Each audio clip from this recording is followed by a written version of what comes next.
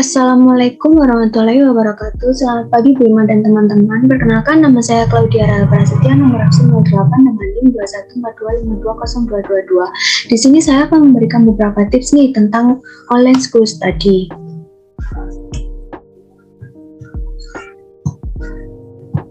Nah, yang pertama di sini ada siapin tempat belajar yang nyaman.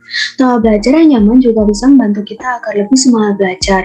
Tempat belajar itu nggak harus estetik. Teman-teman bisa juga kok belajar di meja belajar yang simpel juga udah cukup. Oh ya, pastiin di meja belajarnya itu sudah lengkap dengan stationery yang dibutuhkan. Biar selama belajar teman-teman nggak harus nyari-nyari lagi. Yang kedua, ada kenali metode belajar. Setiap orang kan metode belajarnya berbeda-beda ya. Ada yang belajar sambil dengerin musik, membuat rangkuman, membaca saja, baca tulis latihan soal, diskusi dengan teman, lihat video pembelajaran, dan lain-lain. Karena itu, teman-teman harus bisa nih kenali metode belajar kalian supaya kalian belajarnya aman dan paham sama materinya. Yang ketiga, ada merangkum materi. Dengan merangkum, kita bisa belajar sekaligus menghafal materi. Nah, mungkin sebagian dari teman-teman ada yang udah tahu kalau saya suka merangkum.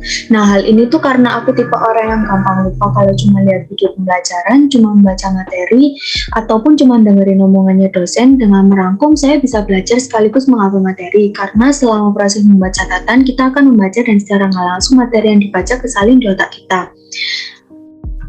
Nah, ini adalah contoh dari rangkuman. Rangkuman dibuat semenarik mungkin agar ketika membaca tidak jenuh dan lebih mudah untuk menghafalkan.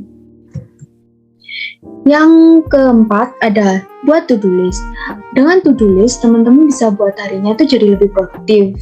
Saran dari aku, teman-teman, ketika teman-teman buat to-do list, pastiin kalian isi dengan kegiatan yang penting. Kalau kayak nonton itu tuh nggak perlu dimasukin ya teman-teman. Kalau saya sih suka pakai to-do list karena saya bisa tahu hal apa aja yang perlu dikerjakan dalam hari itu. Dan saya bisa atur kegiatannya. Contohnya seperti kegiatan A itu bakal saya kerjain waktu siang hari, kegiatan B bakal saya kerjain waktu malam. Jadi hari saya menjadi teratur dan waktu saya tidak terbuang sia-sia. Nah, ini merupakan contoh membuat to-do list. Biasanya to-do list itu diisi dengan kegiatan sehari-hari. Yang terakhir ada lawan rasa malas. Nah, belakangan ini saya lebih banyak rasa malasnya, tetapi saya harus lawan rasa malas itu supaya bisa belajar dengan giat. Oh ya, kalau ada tugas dari dosen, biasakan untuk langsung kita kerjakan ya teman-teman, jangan ditunda sampai H-1 deadline. Memang sih biasanya kalau udah H-1 deadline, otak kita akan bekerja lebih ekstra, tapi kalau kita terus kayak gitu, kita bisa numpukin tugas dan nanti berakhir dengan kita yang ngebut ngerjainnya. Jadi biar kita tidak ngebut ngerjainnya, mending dengan cara dicicil saja. Nah, sekian presentasi dari saya. Wassalamualaikum warahmatullahi wabarakatuh. Mungkin dari teman-teman ada yang ingin ditanyakan atau ada pertanyaan dari teman-teman. Baik, untuk pertanyaannya, misalnya nih, kita mencoba menerapkan, tetapi cuma bertahan beberapa hari. Jadi beberapa hari itu rajin, terus tiba-tiba males lagi. Gimana nih cara mengatasi hal yang demikian? Baik, saya akan menjawab pertanyaannya. Yang pertama, mungkin dengan cara hindari malas dengan mulai dari hal yang disukai.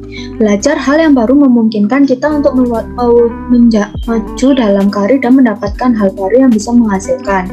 Yang kedua, ada temukan tempat yang nyaman dan produktif. Temukanlah tempat belajar yang produktif dan mampu membuat kita merasa nyaman dan termotivasi untuk tidak malas belajar. Yang terakhir, ada jangan meletakkan smartphone berdekatan dengan tempat belajar. Untuk menghindari rasa malas belajar saat akan mulai belajar, langkah terbaik yang perlu kita lakukan adalah menjauhkan diri dari media sosial, smartphone, dan aplikasi lain yang berpotensi untuk mengganggu aktivitas belajar kita.